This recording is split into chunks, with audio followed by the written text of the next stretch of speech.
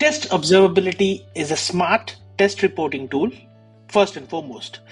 It also helps you debug the root cause of your test failures and gives you loads of insights using which you can improve the automation health.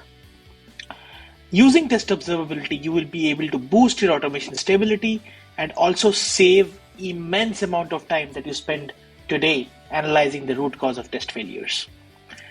Test observability is a platform that replaces the need for all test reporting and debugging tools. Let's take a quick dive at what the product does. Any automation test engineer, when they wake up in the morning and start office, right, they would want to know what happened with the last night's regression or the smoke builds or the sanity builds. This is the place where they will find all their builds coming for each of their projects. Every kind of project within your company, running any kind of test, everything will show up here.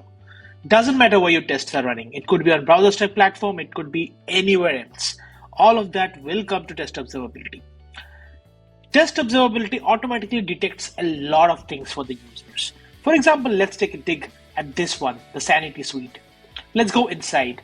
So the moment you go in, you see that there are 55 tests that have run. There is a summary, there is a build history, what has been happening with the build recently. Automatically, we are detecting flakiness. Are there any muted test cases?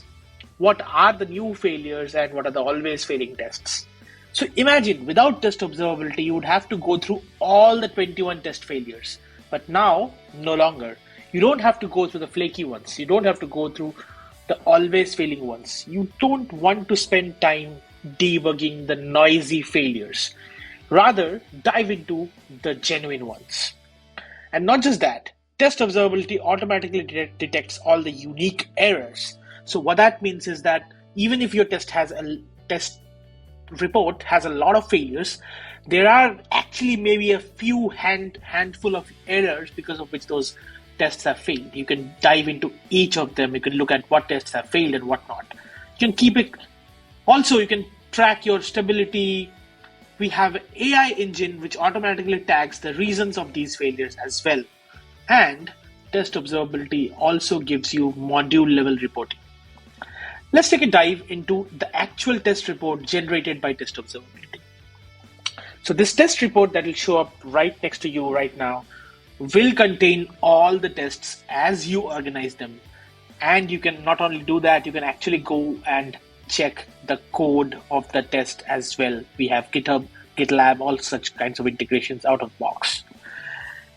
Let's take a look at one single issue. For example, this one.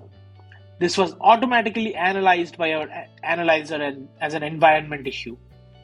And it's also an always failing test. Maybe let's take a look at a new failure. Okay, this one.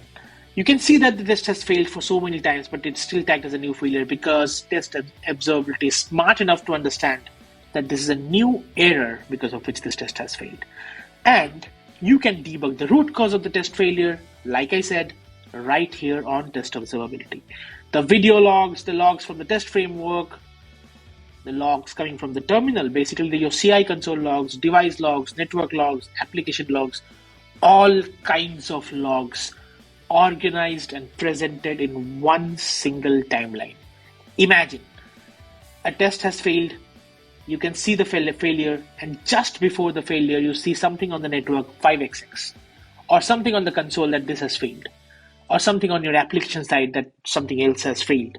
So you can do the root cause analysis completed with the screenshots and video proof on this screen itself. And once you've done that, you can go ahead and create a Jira ticket from here itself, or collaboratively debug with other peers. Now let's take a look at other aspects of test observability. You can also track the automation health across your test suite. And this is at a project level. You can see what are the average failure rates, and you can actually take a deep dive at any single test case. For example, this one. So any test case that you pick, you can actually see the entire timeline history of executions of that test. You can zoom into any particular range and do your debugging from here as well. So this is a timeline debugging in combination with time travel debugging. You can travel back in time and debug any test case from anywhere. Similarly, observability also provides you the error side of the story, which tells you what are the top errors in your project, and you can just fix them and get back your stability up. Test observability also helps you track and monitor all your key automation metrics. Is the flakiness really going down? Is the stability improving? Is the performance also improving? Are the failure categories heading towards where you want them to head? New failures, always failing, unique error, everything that you want to track for any project is right here. But you might wonder that what if I want to track something else? What if I want to benchmark or two different projects or two different builds and try to measure flakiness against them? You can do that as well through our dashboards feature, using which you can actually create any custom dashboard with all these kinds of different widgets in single place. This is completely custom. You can customize the way you want. This is just a sample that I'm showing you. All these different kinds of widgets can be customized as per your needs. For example, new failures. Over here you can compare, we are comparing two different projects' new failures. All this and many more will come with test observability. Thanks for here.